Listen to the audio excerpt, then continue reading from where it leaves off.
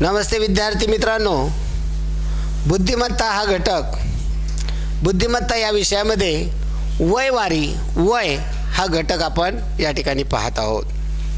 आता या ठिकाणची जर वय प्रकारातली जर उदाहरणं सोडवत असताना वय दिलेली व्यक्ती जर आपण स्वतः आहोत असं जर समजून इतरांची वय म्हणजे मित्रांची, आईची, वडिलांची, मावशीची यांची वय जर गृहीत धरली तर उत्तरापर्यंत अचूक आणि लवकर पोहोचता येतं। परंतु लेखी पद्धतीनं रचना करून सोडवता येणं हे देखील गरजेचं आहे। पहा पहिला प्रश्न, अश्विन हा राणीपेक्षा 5 वर्षांनी मोठा आहे। अश्विन हा मुलगा आहे, तो राणीपेक्षा 5 वर्षांनी मोठा आहे। 5 वर्षापूर्वी अश्विनचं वय 11 वर्ष होतं, तर 5 वर्षानंतर अश्विन व राणी यांच्या वयातील फरक किती वर्ष असेल? आता पहा, 5 वर्षापूर्वी अश्विनचं वय 11 वर्ष, इथे अश्विन आणि राणी आहेत। अश्विन आणि राणी या दोघांची वय पहा, 5 वर्षापूर्वी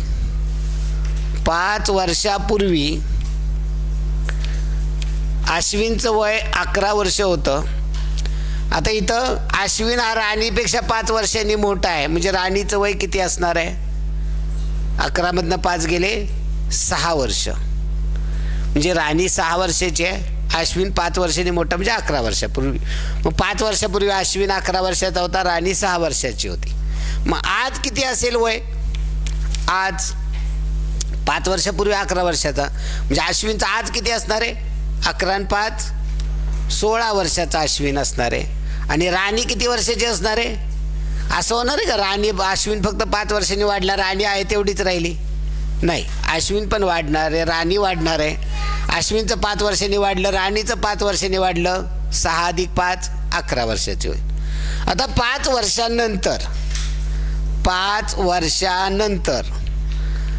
वर्षानंतर अश्विन किती वर्षाचा होईल? आज तो 16 वर्षाचा आहे, 5 वर्षानंतर तो 21 वर्षाचा होईल। मग अश्विन फक्त वाढला, राणी वाढणार आहे का? राणीचंही वय वाढणार आहे। राणी किती वर्षाची होईल? 11 आणि 5 16 वर्षाची, म्हणजे 5 वर्षानंतर अश्विन 21 वर्षाचा झाला तर राणी 16 वर्षाची होणार आहे। मग त्यांच्या वयातील फरक, त्यांच्या वयातला फरक किती असणार आहे? इथे 5 वर्षापूर्वी किती होता फरक? 5 वर्ष। आज त्यांच्या वयातला फरक 5 वर्ष, अजून 5 वर्षांनी त्यांच्या वयातला फरक 5 वर्ष। कधी फरक वाढणार आहे का? नाही ना। आता तुम्ही साधं उदाहरण घ्या, तुमच्या मम्मीचं आणि पप्पाचं लग्न झालं तेव्हा त्यांच्या वयातला फरक किती होता विचारा? 4 वर्षाचा असेल, आज 4च वर्षाचा। असं होणार आहे पप्पा वाढणार ते मम्मी वाढणार नाही?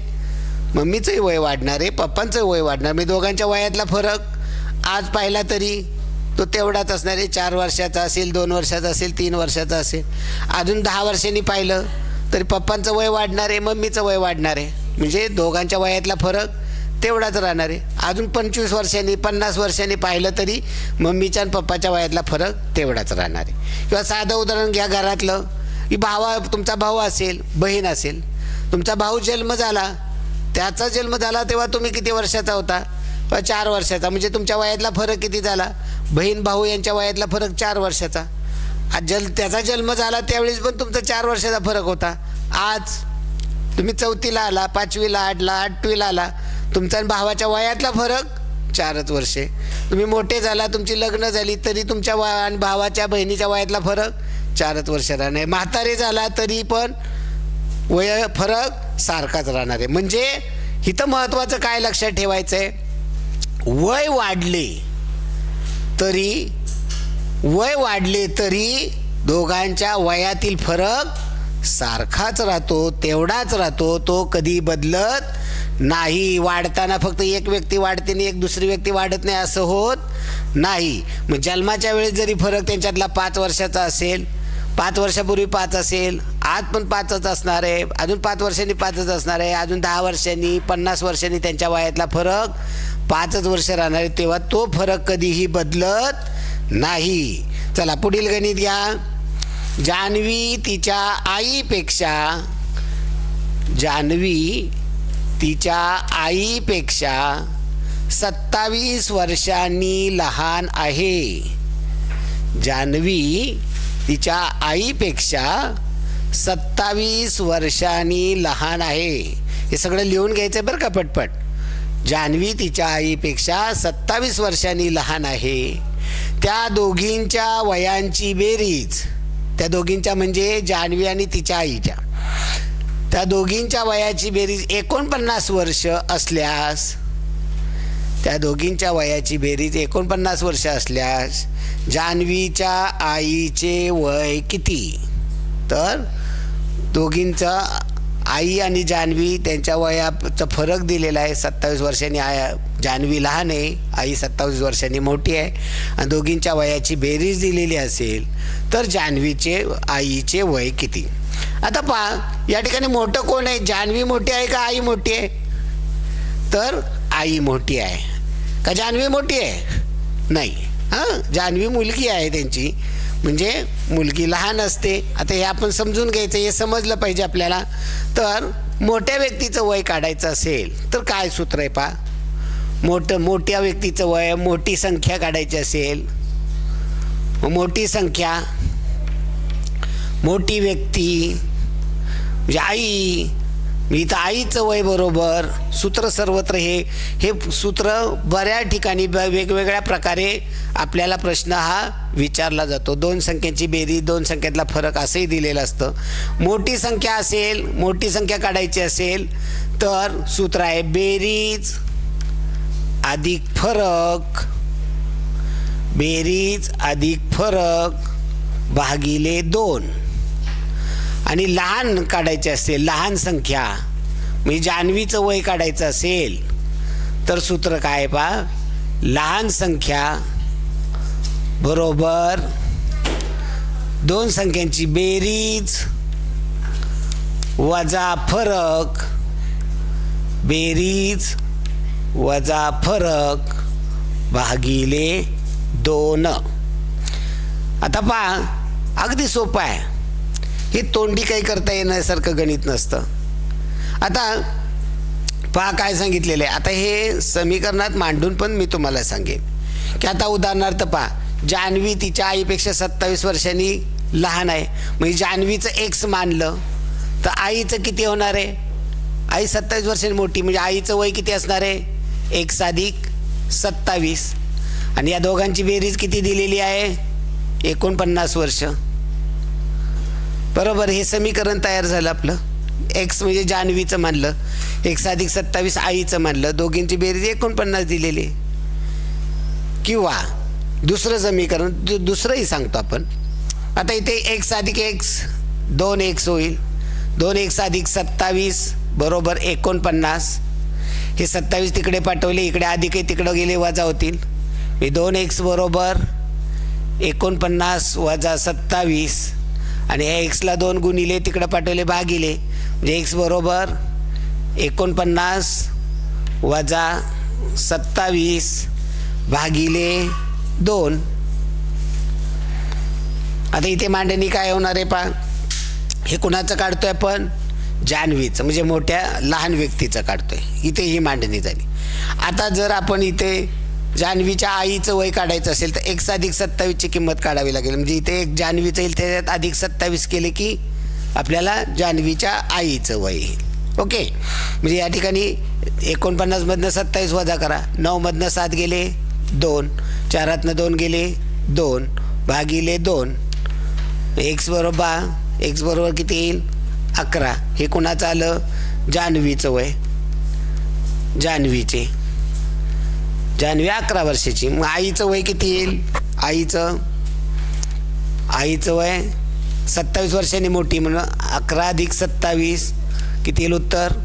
38 वर्ष. म्हणजे या पद्धतीनं हे आपल्याला समीकरणातनं सोडवावं लागेल. आता याला क्लुप्ती कशी वापरायची? क्लुप्ती काय वापरायची? तर जेव्हा आपल्याला आईचं वय काढायचं आहे, मग दोन संख्येची बेरीज अधिक फरक भागिले 2. मग दोन संख्येची बेरीज किती आहे? 49 आहे.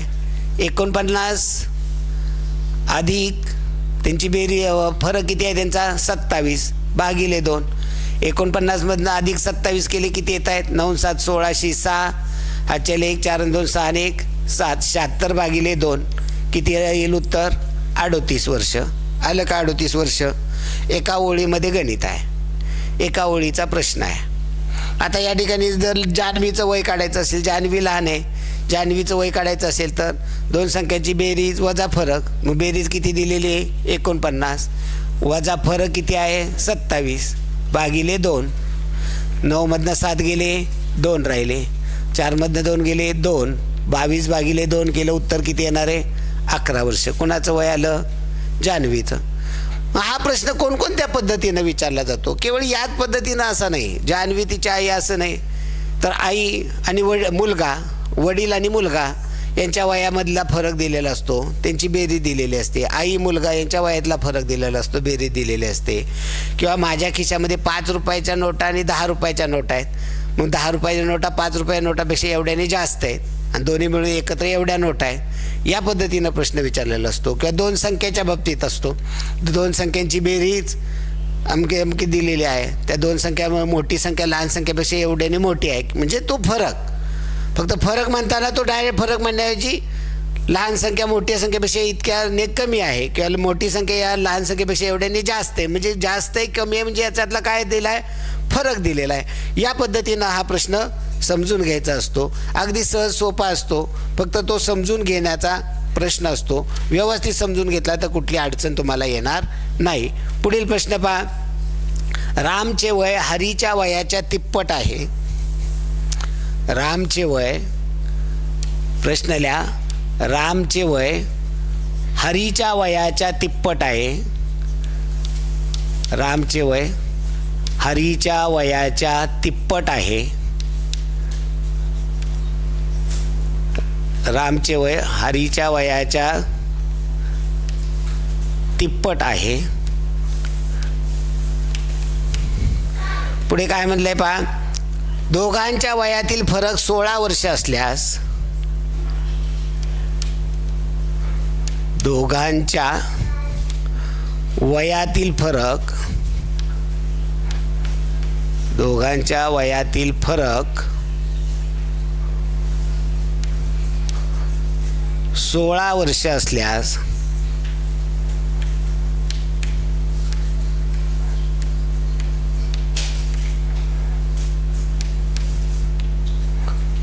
दोघांच्या वयातील फरक 16 वर्ष असल्यास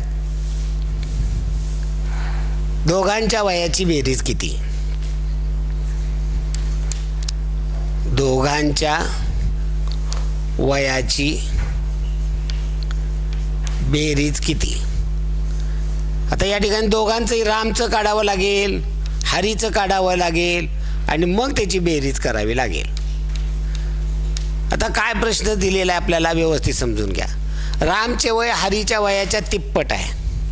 आता जर आपण या ठिकाणी मानायचं, मानल्यानंतर हे खूप सोपं जातं.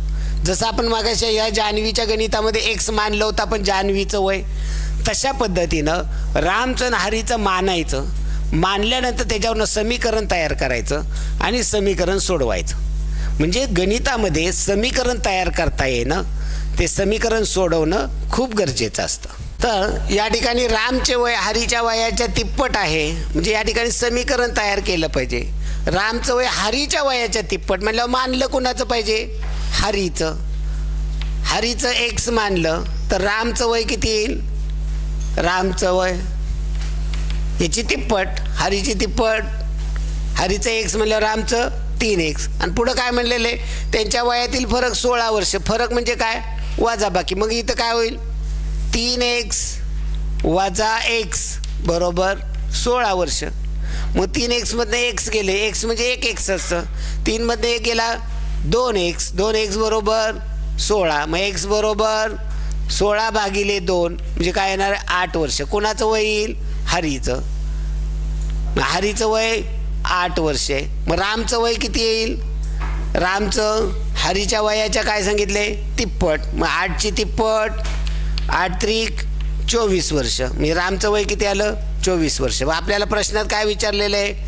त्यांच्या वयाची बेरीज. मग वयाची बेरीज कशी करावी लागेल? 24 अधिक 8 24 अधिक 8 म्हणजे किती येईल? 32 वर्ष. मी बेरीज त्यांची 32 वर्ष येणार आहे. अगदी सोपी गणित असतात. फक्त इथं समीकरण वगैरे आपल्याला मांडावं लागतं. समीकरण तयार करता आलं पाहिजे. पुढे पहा, अशोकचे वय सुरेशच्या वयाच्या अशोकचे वय सुरेशच्या वयाच्या अशोकचे वय सुरेशच्या वयाच्या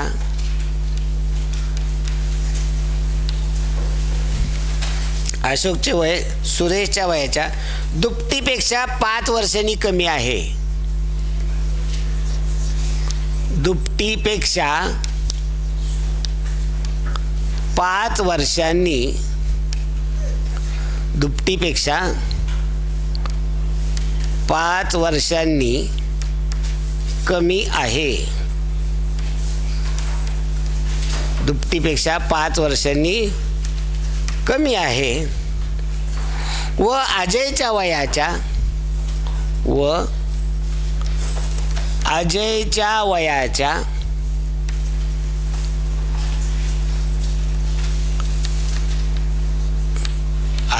वयाच्या 1/3 पेक्षा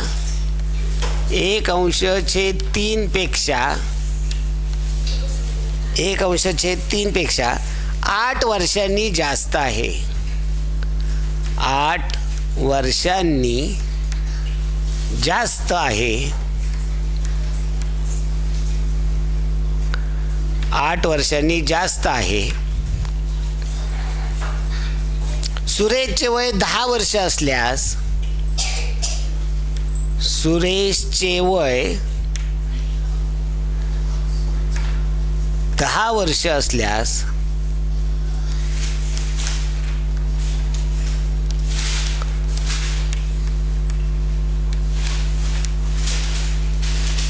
सुरेशचे वय 10 वर्ष असल्यास अजयचे वय किती? अजयचं वय विचारलेलं आहे. आता या ठिकाणी वरती आपण ज्या मागील गणिताला समीकरण तयार केलं तसं इथे समीकरण तयार करावं लागेल. आता या ठिकाणी दिलंय कुणाचं पहा, सुरेशचं वय दिलेलं आहे. मग सुरेशच्या वयावरून आपल्याला इतरांची वय काढत गेली पाहिजे. अशोकचे वय सुरेशच्या वयाच्या दुपटीपेक्षा 5 वर्षांनी कमी आहे. आता सुरेशचं वय 10 वर्ष आहे. याच्यावरनं अशोकचं आपल्याला काढता येईल. अशोकचं वय पहा, अशोकचं वय सुरेशच्या वयाच्या दुपटीपेक्षा, मग सुरेशचं वय 10 आहे. 10ची दुप्पट 20 पेक्षा काय म्हणले 5ने कमी आहे. म्हणजे काय करावं लागेल 20 वजा 5 म्हणजे 15 वर्ष कुणाचं येणार आहे? 15 वर्ष अशोकचे वय. 15 वर्ष अशोकचे वय येणार. मग आपल्याला अशोकचं विचारलंय का? आपल्याला अजयचं विचारलंय. मग तिथं पुढं काय म्हणलेलं आहे पहा, अशोकचे वय अजयच्या वयाच्या 1/3 पेक्षा 8 वर्षांनी जास्त आहे. मग आता इथं हे अशोकच्या वयावरून अजयचं वय काढायचंय. मग अजयचं वय माहीत नाही. मग इथं समीकरण तयार करण्यासाठी अजयचं वय x मानावं लागेल. अजयचे वय x मानू. अजयचे वय x मानू. आता याच्यात काय म्हणले पहा, अशोकचं वय 15 वर्ष. अशोकचे वय अजयच्या वयाच्या 1/3 पेक्षा 8 वर्षांनी जास्त आहे. म्हणजे अजयचं वय x च्या म्हणजे गुणिले 1/3 पेक्षा म्हणजे अजयच्या वयाची 1/3 पट करावी लागेल. आणि त्याच्यापेक्षा 8 वर्षांनी जास्त, याच्यापेक्षा 8 वर्षांनी जास्त कुणाचं वय आहे? कुणाचं वय आहे? अशोकचं. पहा समीकरण इथे पहा व्यवस्थित तयार झालंय का हे समजून घ्या.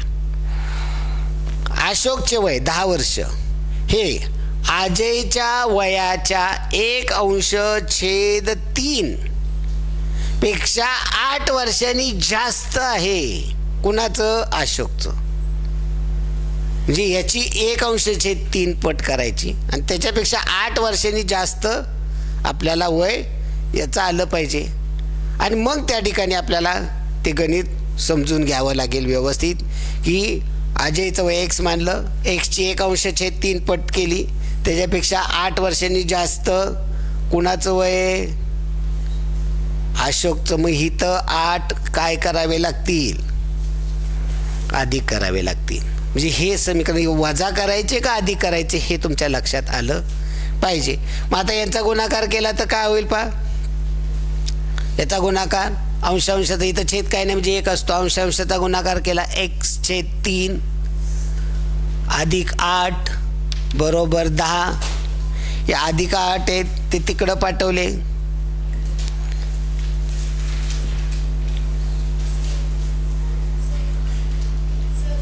इथे काय इथं 15 आहे, 15 सॉरी तरी मी म्हटलं काहीतरी गोंधळ होतं.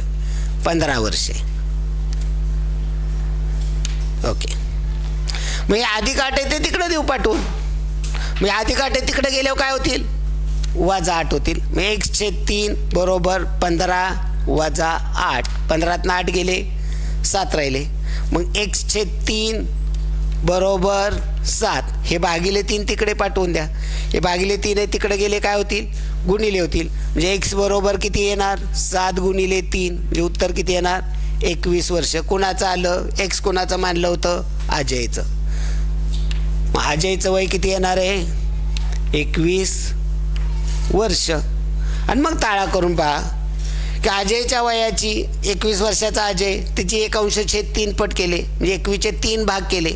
मग त्यातला 1 भाग किती, 21चे 3 भाग म्हणजे 3ने भागलं 7 येईल म्हणजे 1 भाग 7 येईल.